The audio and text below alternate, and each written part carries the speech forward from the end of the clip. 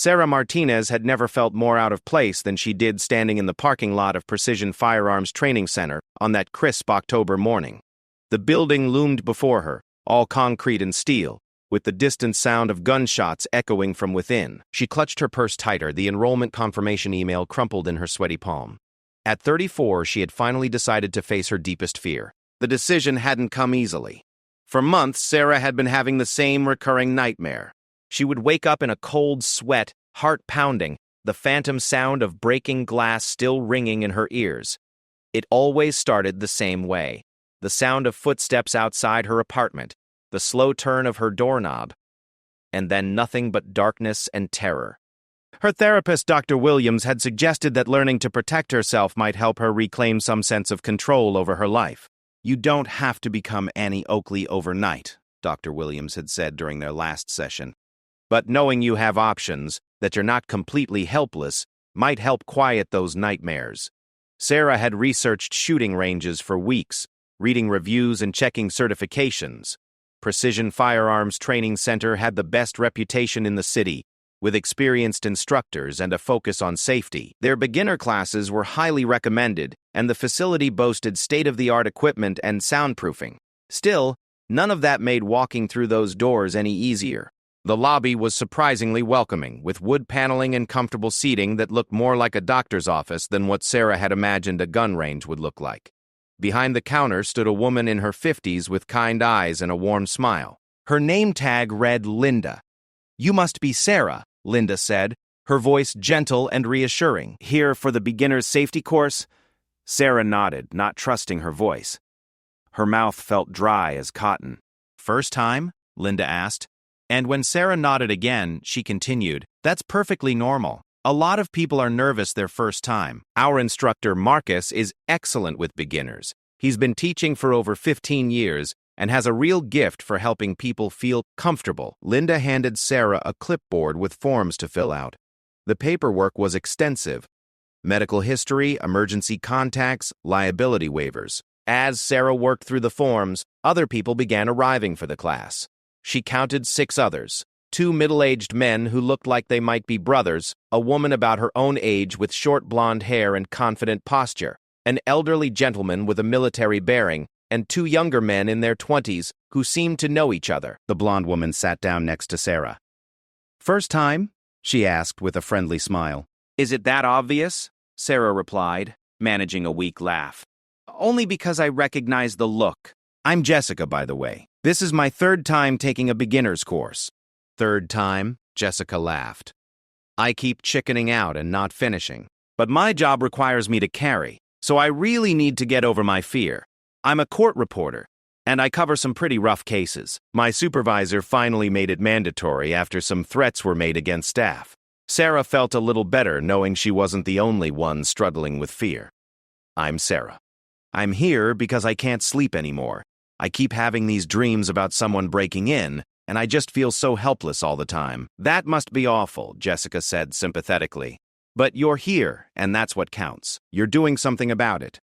The 2 older men who Sarah learned were indeed brothers named Pete and Frank had a different motivation. They were both nearing retirement and wanted to start hunting together, something they'd talked about for years but never acted on. "Our dad used to take us hunting when we were kids," Pete explained to the group as they waited. "But that was 40 years ago. We figure we better learn the right way before we embarrass ourselves in the woods." The elderly gentleman, Colonel William Hayes, retired, was there at the insistence of his daughter. "She thinks I'm getting too old to handle firearms safely," he said with a slight grumble. "Wants me to take a refresher course. As if I didn't spend 25 years in the Army." The 2 younger men, college students named Mike and Danny, were there for what Mike called general preparedness.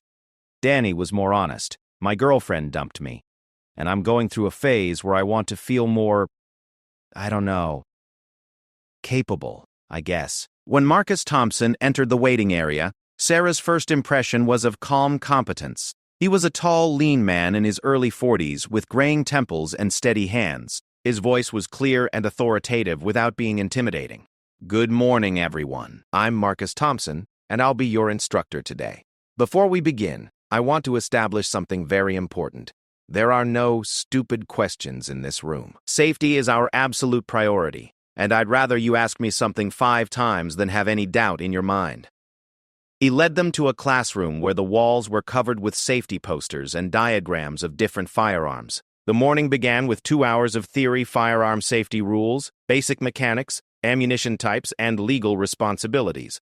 Marcus was thorough and patient, stopping frequently to answer questions and ensure everyone understood the 4 fundamental rules of firearm safety. Marcus explained, pointing to a large poster on the wall, are non-negotiable. First, treat every firearm as if it's loaded. Second, never point a firearm at anything you don't intend to destroy. Third, keep your finger off the trigger until you're ready to shoot. And fourth, be sure of your target and what's beyond it. Sarah found herself taking detailed notes, her anxiety gradually being replaced by a sense of purpose. The information was logical and straightforward, and Marcus's calm demeanor was infectious. During the lunch break, the group had begun to bond. Jessica and Sarah discovered they both worked downtown and had mutual friends. The brothers entertained everyone with stories of their childhood hunting disasters. Even Colonel Hayes seemed to be warming up to the younger members of the group. You know, he said to Sarah over sandwiches, I've taught firearms safety to thousands of young soldiers over the years. The ones who were most nervous at the beginning often turned out to be the most careful and skilled marksmen. Fear can be an asset if you channel it properly. The afternoon brought them to the actual shooting range. The facility was impressive. 12 lanes with electronic target systems, excellent ventilation, and top-notch safety equipment. Marcus distributed eye and ear protection to everyone and reviewed the safety rules once more. We're going to start with a .22 caliber pistol, Marcus explained, holding up a small, somewhat innocuous-looking firearm. Low recoil, minimal noise, perfect for learning the fundamentals. We'll be shooting at 7 yards to begin with. He demonstrated proper stance, grip, sight alignment, and trigger control on a dummy gun first, then with the actual firearm at an empty target. His movements were fluid and precise, and he hit the center of the target with 5 consecutive shots. Remember, shooting is about consistency and fundamentals, not strength or speed, he told them. Take your time, breathe naturally, and focus on applying what we learned this morning. Sarah watched as the other students took their turns. Colonel Hayes, despite his grumbling about refresher courses, shot with military precision, grouping all his shots in the center ring. Pete and Frank both did reasonably well, though Frank's shots tended to drift to the left. Jessica managed to hit the target with 4 of her 5 shots, which she considered a major victory. Mike and Danny both struggled initially. Mike's shots were scattered all over the target, while Danny seemed to be anticipating the recoil and jerking the trigger. Marcus worked patiently with both of them, adjusting their stance and grip, offering gentle corrections. It's common for beginners to have difficulty with trigger control, Marcus explained to the group. The key is a smooth, straight-back press with the pad of your index finger, not the joint. Finally, it was Sarah's turn. Her hands were shaking as Marcus handed her the pistol. Despite wearing ear protection, the sound of the previous shooters had made her jump each time. Now, holding the weapon herself, she felt the weight of the responsibility and her own fear. Take your time, Marcus said quietly, standing just behind and to her right. Remember your breathing, in and out naturally. Find your sight picture and take up the slack in the trigger. Sarah tried to remember everything she'd learned. She established her stance, brought the pistol up to eye level, and attempted to align the sights on the target 7 yards away. Her hands were shaking so badly that the front sight seemed to dance across the target. Breathe, Marcus reminded her. It's just you and the target. Nothing else exists right now. Sarah took a deep breath, let half of it out, and began to press the trigger. The gun seemed to have a mind of its own. The more she tried to hold it steady, the more it shook. She could feel the eyes of her classmates on her, and the pressure made everything worse. The shot, when it finally came, surprised her. The recoil was minimal, but she had been so focused on trying to control the shaking that she had no idea where the bullet had gone. She looked downrange at her target, squinting to see if there was a hole anywhere on the paper. There wasn't. She had missed the entire target, a sheet of paper 2 feet by 3 feet at 7 yards. The silence that followed seemed to stretch forever. Then she heard it, a barely suppressed snicker from somewhere behind her. Then another. Within moments, she could hear several people trying not to laugh out loud. Sarah's face burned with embarrassment. She wanted nothing more than to put the gun down, leave the range, and never come back. All her fears about not belonging here, about being out of place, seemed to be confirmed by this moment of complete failure. "Sarah," Marcus said quietly, his voice calm and steady, "look at me." She turned to face him, tears of frustration and embarrassment threatening to spill over. "That was actually pretty common for a first shot," he said loud enough for the rest of the class to hear. "You were fighting the gun instead of working with it. Let's try again, but this time I want you to focus only on the front sight. Nothing else matters, not the target, not the gun, not anything else, just the front sight." Behind them, Sarah could still hear whispered comments and barely contained laughter. Her face felt hot, and her hands were shaking even more now. "I can't," she whispered to Marcus. "Everyone's watching. Everyone's laughing." Marcus stepped closer and lowered his voice so only she could hear. "Sarah, I need to tell you something, but first I need you to trust me. Can you do that?" She nodded, though she wasn't sure why. "I want you to take one more shot. Just one. Same target, same distance. But this time, I want you to remember why you're here. Think about those nightmares. Think about feeling helpless. Think about taking control of your life." Sarah looked into his eyes and saw something there. Not pity, not amusement, but a kind of fierce determination. "One more shot," she agreed. This time, when she raised the pistol, something was different. The shaking was still there, but it seemed less important somehow. She found the front sight, aligned it with the target, and began her trigger press. The whispers and snickers from behind her seemed to fade away. The shot broke cleanly, and this time Sarah saw exactly where it went. Center of the target, dead center. The range fell completely silent. Marcus stepped forward and called for a ceasefire. "Everyone step back from the firing line," he announced, his voice carrying a weight that made everyone immediately comply. He walked downrange to Sarah's target, examined it closely, then turned back to face the group. His expression was serious, almost grave. "I need everyone to listen very carefully to what I'm about to say," he began, his voice cutting through the silence like a blade. "Because what just happened here is something I've only seen a handful of times in 15 years of teaching." Sarah felt her stomach drop. Had she done something wrong? Dangerous? Marcus continued. "Sarah just fired 2 shots. The first one missed the target entirely. The second one hit dead center. Specifically, it hit the X-ring, which is less than an inch in diameter at 7 yards. For those of you who were laughing at her first shot, I want you to understand something." He paused, letting the weight of his words settle over the group. "The statistical probability of a complete beginner on their second shot ever hitting the X-ring is approximately 1 in 10,000. What you just witnessed isn't luck. It's not accident. It's what happens when someone with natural ability stops fighting themselves and trusts their instincts." The silence was now complete and profound.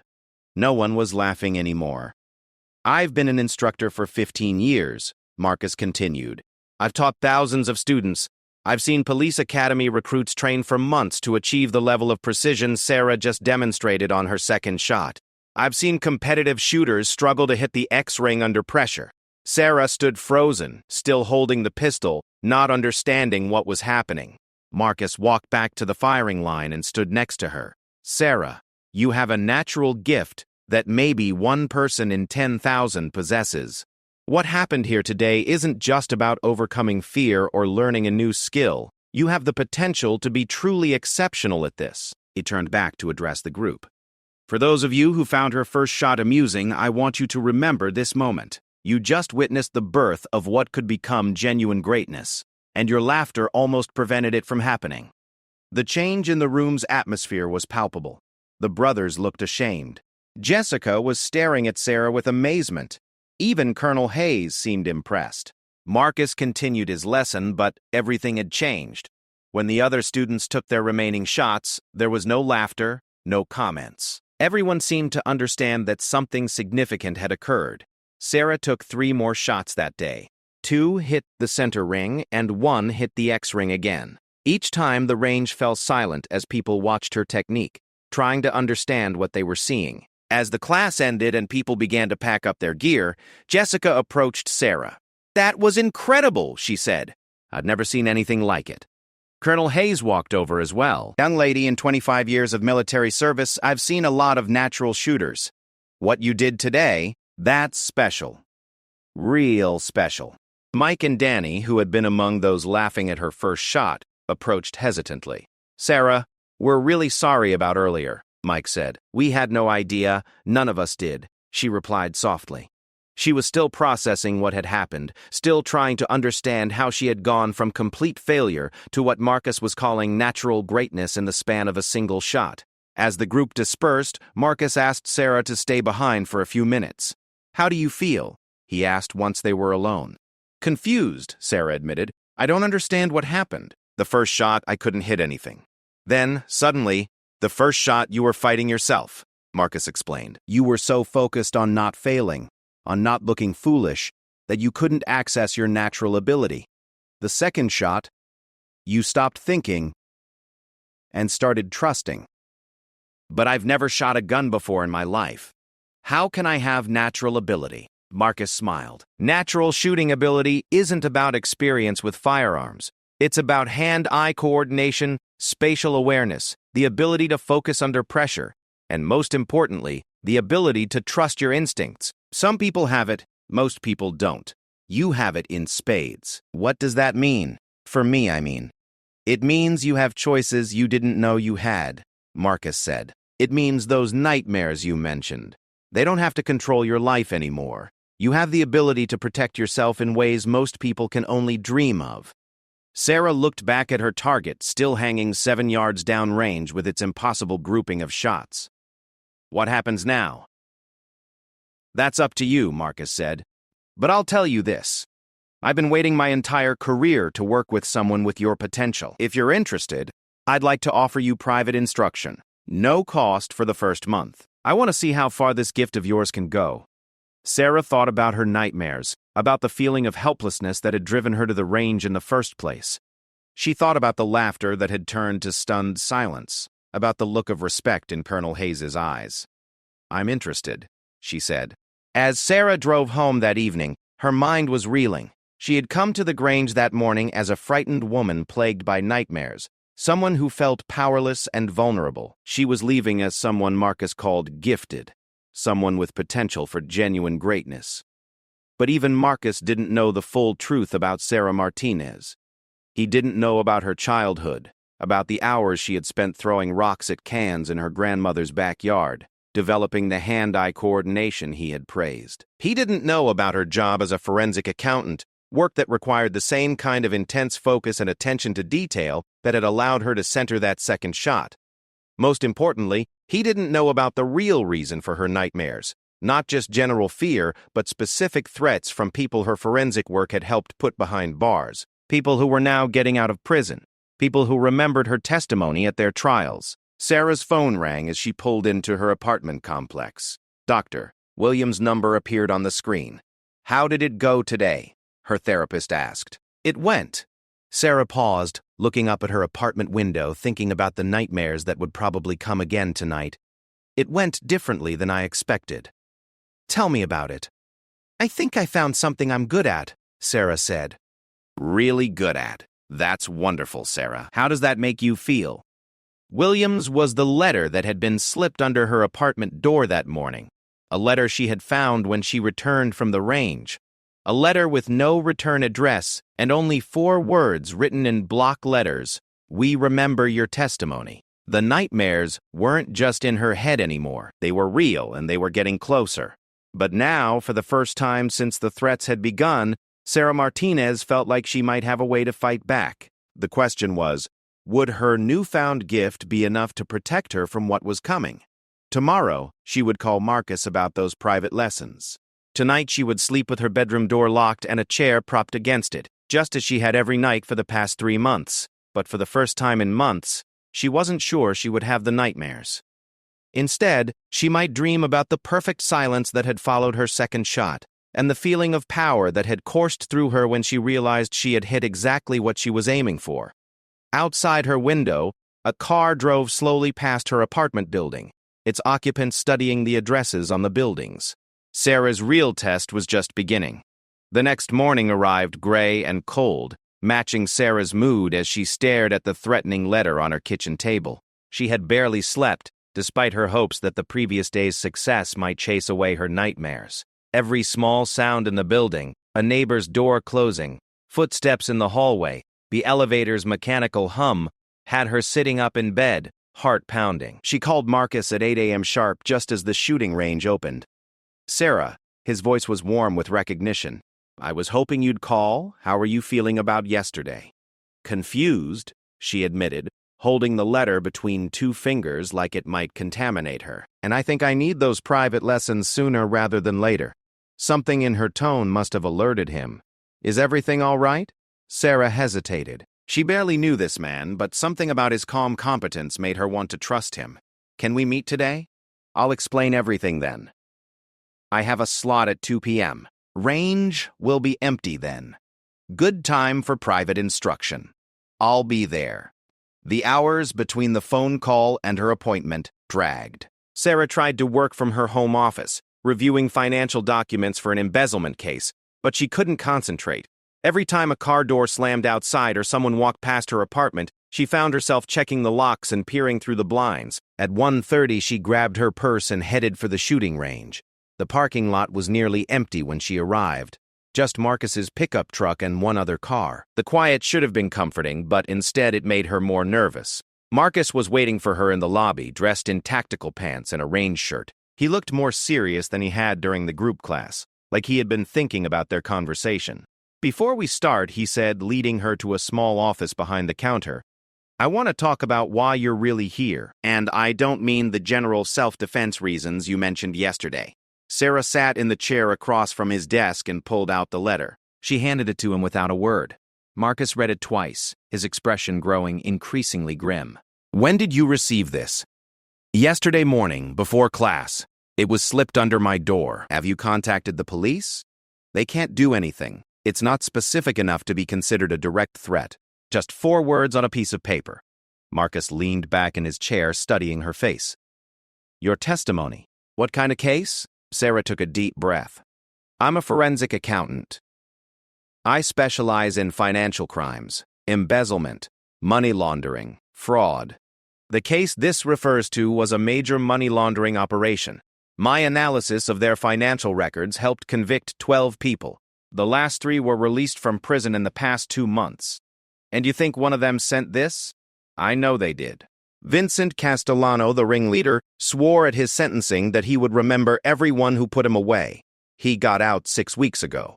Marcus was quiet for a long moment. "Sarah, what you showed me yesterday, that kind of natural ability, it's not just about hitting targets. It's about making split-second decisions under pressure. But learning to defend yourself effectively takes time, and if these people are already making contact, that's why I need to learn fast." "There's something else," Marcus said carefully. "Your grip yesterday, your stance. You've handled firearms before, haven't you?" Sarah felt her face flush. "Not exactly." "What does that mean?" "My grandfather, he was a police officer.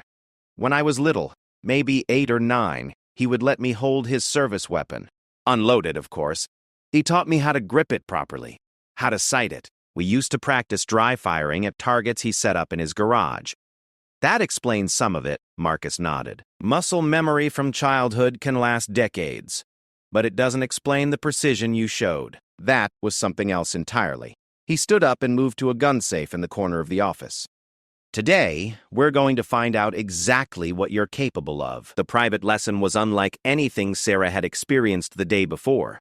Marcus started with the basics again, but this time he was analyzing every aspect of her technique. Her breathing, her stance, her grip pressure, even the way she blinked when she fired. "Your natural point of aim is nearly perfect," he told her after watching her fire a magazine at 7 yards. All 10 shots were clustered in the center ring. That's not something that can be taught. You either have it or you don't. They moved to 15 yards. Sarah's grouping opened up slightly, but was still impressive for a beginner. 25 yards showed the same pattern, consistent accuracy that Marcus kept shaking his head at. "I want to try something," he said, setting up a fresh target at 15 yards. "This time, I want you to fire as quickly as you can while still hitting the target. Don't worry about precision, just speed."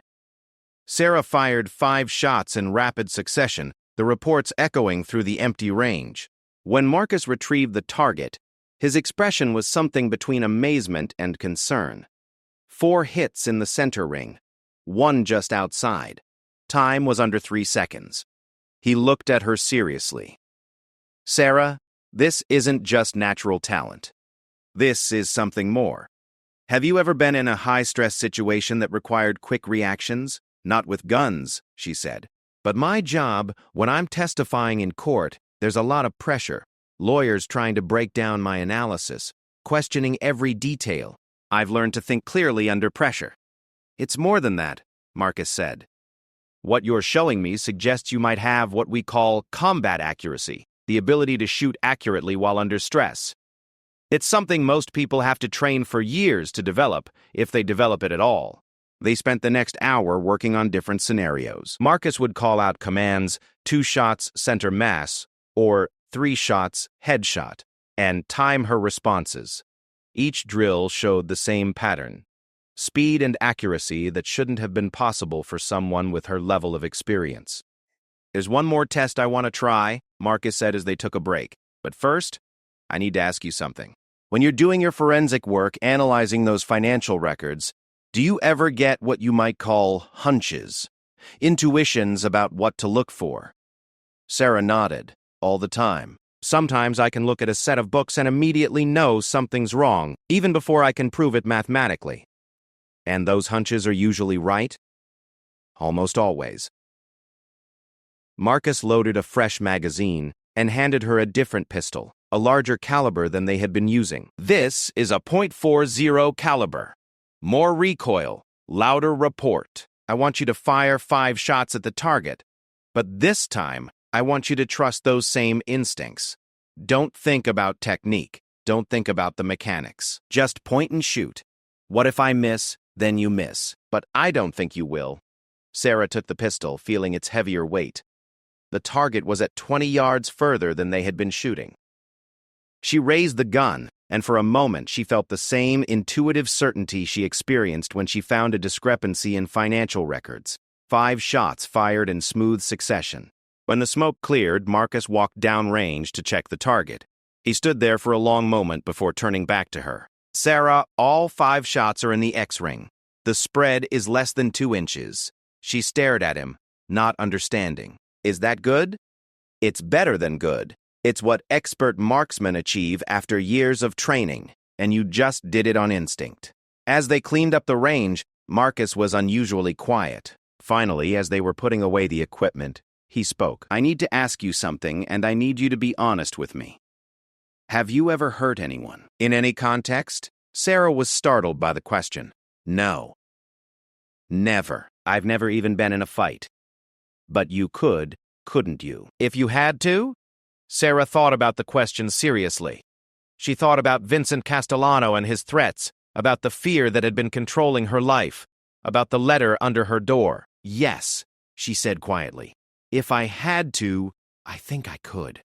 Marcus nodded. "I thought so. There's something about you, Sarah. Call it warrior instinct, call it whatever you want. Some people are born with it, most people aren't. Combined with your natural shooting ability, it makes you potentially very dangerous. Is that bad? Not if you're one of the good guys," Marcus said, "but it's something you need to understand about yourself. The skills you're developing, they come with responsibility." They scheduled another session for the following day. As Sarah drove home, she felt different than she had that morning. The fear was still there, but it was accompanied by something new, a sense of her own capability. That feeling lasted until she pulled into her apartment complex and saw the black sedan parked across the street. 2 men sat in the front seats, and though she couldn't see their faces clearly, she could feel their attention focused on her building. Sarah parked in her usual spot, gathered her purse, and walked quickly toward the entrance. She could feel eyes following her every step. Once inside, she went straight to her apartment and called Marcus. "They're watching me," she said when he answered. "Are you sure?" "Black sedan, 2 men parked across from my building. They've been there for at least an hour. I can see where the snow has melted under their engine." "Have you called the police?" "And tell them what? That 2 men are sitting in a car on a public street?" Marcus was quiet for a moment. Sarah, I want you to pack a bag. Can you stay with friends or family for a few days? I can't run from this forever. You're not running. You're buying time while we accelerate your training. I have an idea, but I need to make some calls first. After hanging up with Marcus, Sarah packed a bag as he had suggested. But before she could leave, her apartment phone rang. She almost didn't answer it. Hardly anyone had her landline number. Sarah Martinez? The voice was unfamiliar, with a slight accent she couldn't place. Who is this? Someone who remembers your testimony very clearly. We had a nice conversation with your friend, Dr. Penzing, Williams, today. Sarah's blood turned to ice. What did you do? Nothing yet. But she has such a lovely office, doesn't she? All those windows. Not very secure. What do you want? We want to have a conversation. About your testimony. About how certain details might have been misinterpreted. I testified truthfully about what I found in those records, perhaps. But truth can be flexible, can't it? Especially when there are people you care about to consider. The line went dead. Sarah immediately called Dr. Williams' office. The answering service said the doctor had left early, citing a family emergency. Her cell phone went straight to voicemail. Sarah tried to think clearly through her panic. These people had made contact with her therapist. They knew where she worked, where she lived, probably where she shopped and ate and exercised. The black sedan was just the beginning. She called Marcus back. They contacted my therapist. She said without preamble. They've done something to her. Where are you now? My apartment. Get out. Now. Don't pack anything else. Just leave. Can you make it to the shooting range without being followed? Sarah looked out her window. The black sedan was still there. I don't think so. Then we're doing this the hard way. I want you to listen very carefully to what I'm about to tell you. 30 minutes later, Sarah was crouched behind a concrete barrier in the parking garage of her building, listening to footsteps echoing in the stairwell. Marcus had talked her through an escape route that involved the building's maintenance tunnels, but it required her to get to the basement first. The footsteps were getting closer. Sarah thought about her grandfather's lessons, about the weight of his service weapon in her 8-year-old hands. She thought about yesterday's discovery of her natural ability, about Marcus's words about warrior instinct. Most of all, she thought about Dr. Williams, whose only crime was trying to help Sarah overcome her fears. The footsteps reached the parking level. Sarah made her decision. Instead of hiding, instead of running, she stood up and walked toward the stairwell. Are you looking for me? She called out. 2 men emerged from the stairwell, both wearing dark coats and surprised expressions. They had expected to hunt her down, not to have her present herself. Sarah Martinez, one of them said. It wasn't a question. That's right. And you work for Vincent Castellano. Mr. Castellano would like to speak with you. I'm sure he would. But I'm not interested in conversation. The second man stepped forward. I don't think you understand the situation you're in. Actually? Sarah said, surprised by the calmness in her own voice. I think I understand it perfectly. You're here to intimidate me into changing my testimony or disappearing entirely. You've threatened my therapist to make sure I comply. Something like that, the first man said. Glad we understand each other. But here's what you don't understand, Sarah continued. I've spent the last 2 days learning something about myself. Something important. Yeah? What's that? Sarah smiled, and for the first time in months, she felt completely unafraid. I've learned that I'm not as helpless as I thought I was. The men exchanged glances. This wasn't going according to their plan. You're still just one person, the second man said, against Mr. Castellano's entire organization. Maybe, Sarah said, but Mr. Castellano made one mistake when he picked me as a target. What's that? He picked someone who's really, really good at finding the truth. And the truth is, Vincent Castellano and everyone who works for him is going to prison for a very long time. Sarah pulled out her cell phone and hit a speed dial number. Marcus, she said, it's time for Plan B. The garage filled with the sound of approaching sirens. The 2 men looked around wildly, realizing they had walked into a trap. You see, Sarah explained, I might be new to all this, but I learn fast.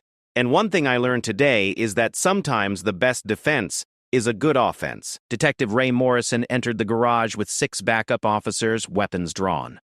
"Sarah Martinez?" he called out. "That's me," Sarah replied. "And these are our suspects." As the 2 men were handcuffed and read their rights, Detective Morrison approached Sarah. "Your instructor friend Marcus filled us in on the situation. We've been watching you for the past 2 hours, waiting for them to make their move. What about Dr. Williams?" "Safe. We picked her up an hour ago. She's in protective custody." Sarah felt relief wash over her, followed immediately by anger. "What happens now?" "Now we take these 2 in for questioning. With any luck, they'll give us enough information to put Castellano back behind bars for a long time." "And if they don't talk?" Detective Morrison smiled grimly. "Then we use the evidence you're going to help us gather. I understand you're pretty good at following money trails." Sarah looked at the 2 handcuffed men being loaded into police cars. "You have no idea how good." As the police cars pulled away, Marcus appeared in the parking garage. "How do you feel?" he asked. "Angry," Sarah said. "Really angry." "Good. Anger can be useful if you channel it properly." "What do you mean?" Marcus looked at her seriously. "These people threatened you, threatened Dr. Williams, and would have hurt both of you to protect their criminal enterprise. They're not going to stop just because we caught 2 of their people." "So what are you suggesting?" "I'm suggesting that your education is just beginning. Those natural abilities you've discovered? It's time to develop them properly." Sarah thought about the fear that had controlled her life, about the nightmares, about the feeling of helplessness that had driven her to the shooting range in the first place. "What did you have in mind?" "Advanced tactical training, professional level instruction. Learning not just to shoot, but to think tactically, to move under pressure, to handle any situation that might come up." "Why would you do that for me?" Marcus was quiet for a long moment. "Because I've seen what people like Castellano do to innocent civilians. And because I've never met anyone with your combination of natural ability and moral conviction. The world could use more people like you on the right side of the law." Sarah looked around the parking garage where she had just helped orchestrate the arrest of 2 criminals. 24 hours ago, she had been a frightened woman who couldn't hit a target at 7 yards. Now she was someone who could think clearly under pressure, someone who could take action instead of just reacting. "All right," she said, "but I have one condition." "What's that?" "When this is all over, when Castellano and his people are back in prison, I want to help other people. People who feel helpless, who think they don't have any options." Marcus smiled. "I think that can be arranged." As they walked toward the exit, Sarah's phone rang. Detective Morrison's number. "We've got some interesting news," he said. "Your 2 friends are talking. Seems they're more afraid of spending life in prison than they are of Castellano. They're willing to testify against him in exchange for reduced sentences." "What does that mean for the case?" "It means we're going to need your testimony again. And this time, we're going to need you to analyze some new financial records they've provided. Are you up for that?" Sarah thought about Dr. Williams, about the threatened violence, about the months of nightmares and fear. "Detective Morrison," she said, "I've never been more ready for anything in my life." The next morning, Sarah woke up in a hotel room under police protection. For the first time in months, she had slept without nightmares. Instead, she had dreamed about targets and precise shots, and the satisfaction of finding hidden truths in numbers that tried to lie. She had a phone call to make to her office, testimony to prepare and evidence to analyze. But first, she had training to do. Marcus was picking her up at 8 a.m. for what he called intermediate tactical instruction. Sarah Martinez was no longer afraid. She was ready to fight back.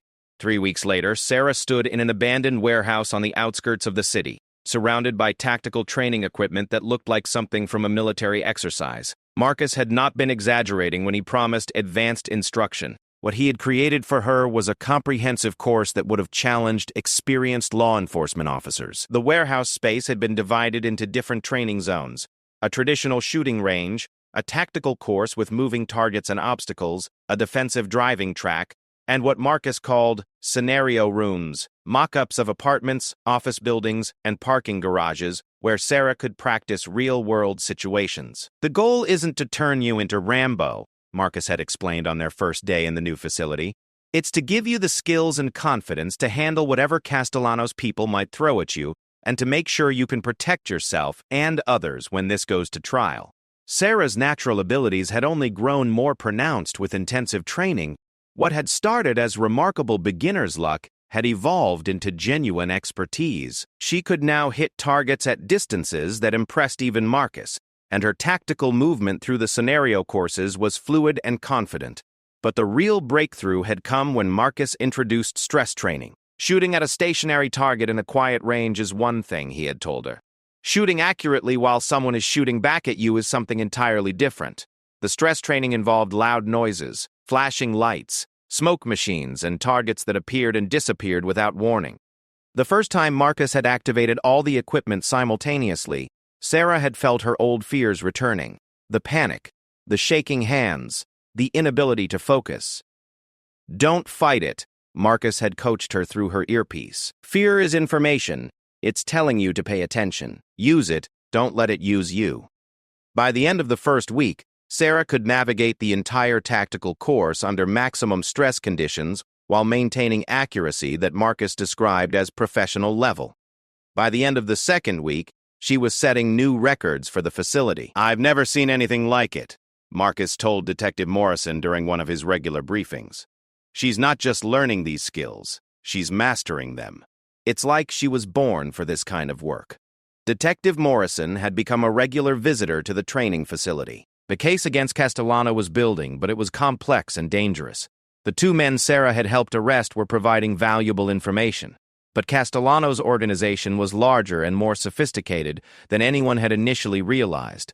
"We've identified at least 12 different businesses he's using for money laundering," Morrison explained to Sarah during a break in her training.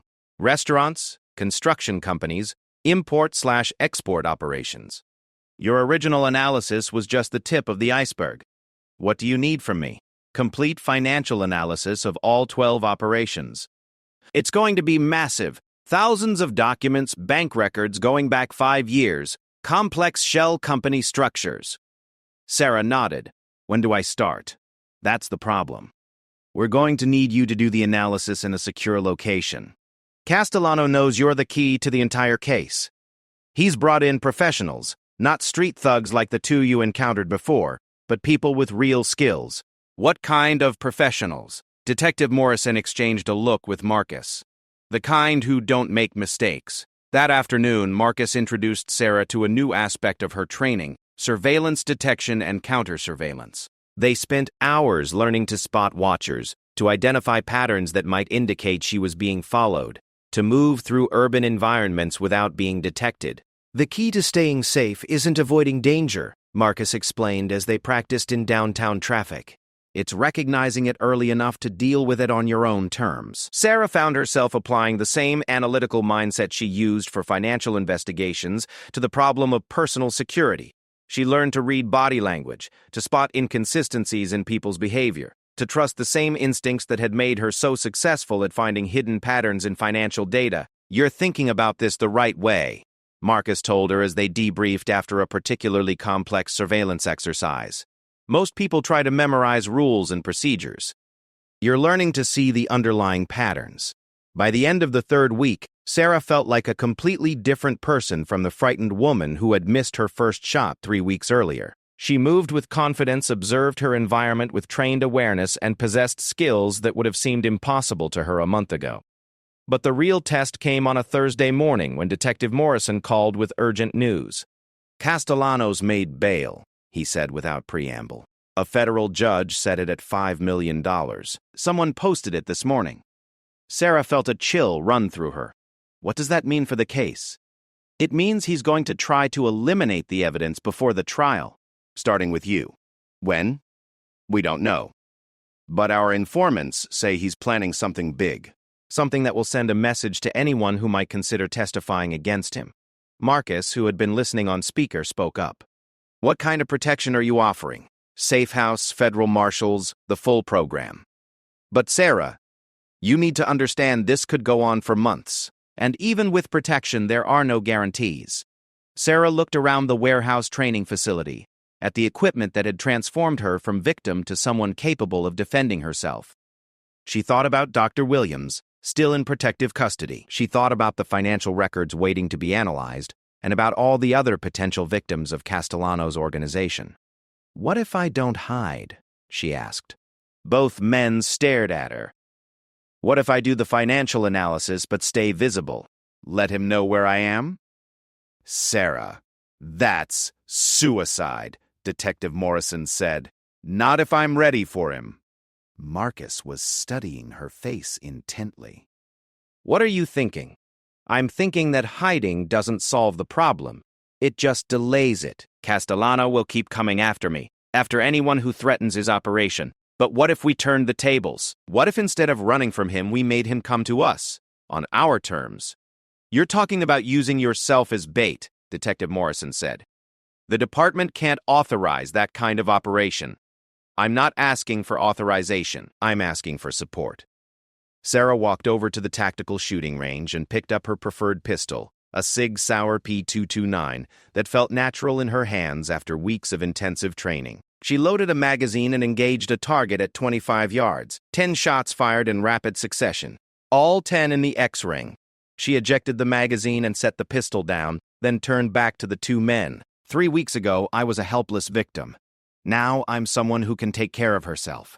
I didn't learn these skills just to hide in a safe house." Marcus nodded slowly.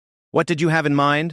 "I set up shop in a controllable location, somewhere with good sight lines, limited access points, escape routes. I do the financial analysis there, make it known that's where I'm working.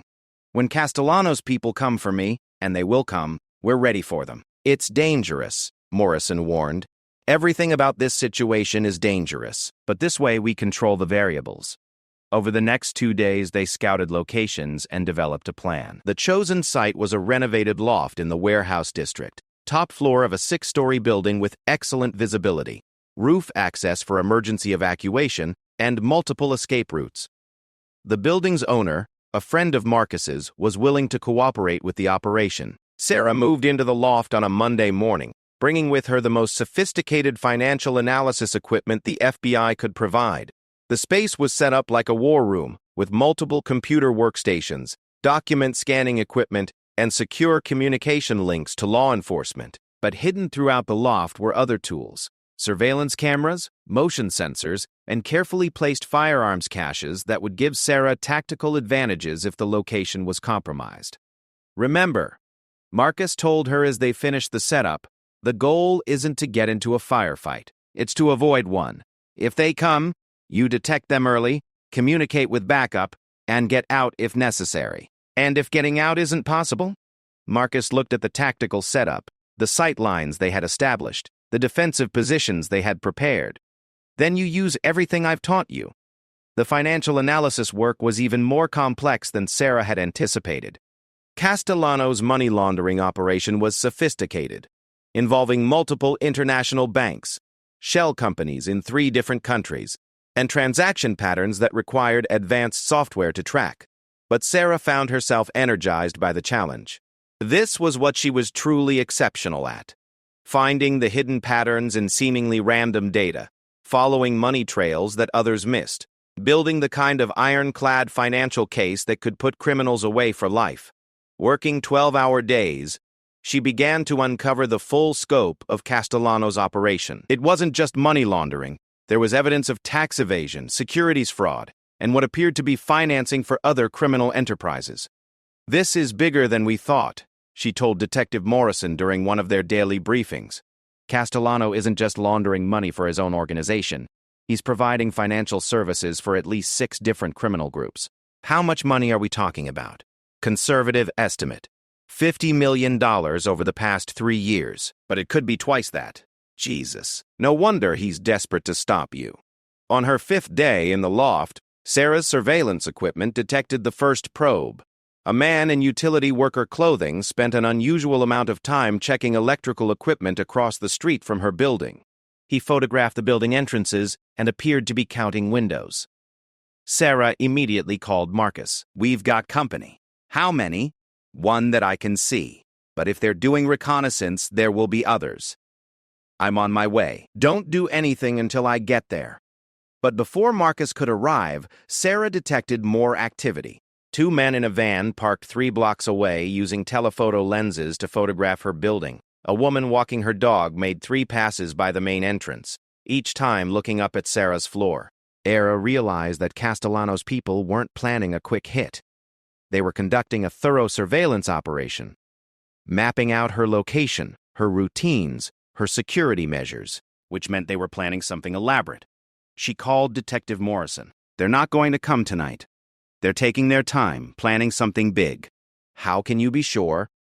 "Because that's what I would do if I were analyzing a target. You don't rush into something this important. You study it, you find the weaknesses, you plan for contingencies. So what do we do?" Sarah looked at her computer screens, filled with financial data that was building an unshakable case against Castellano's entire organization.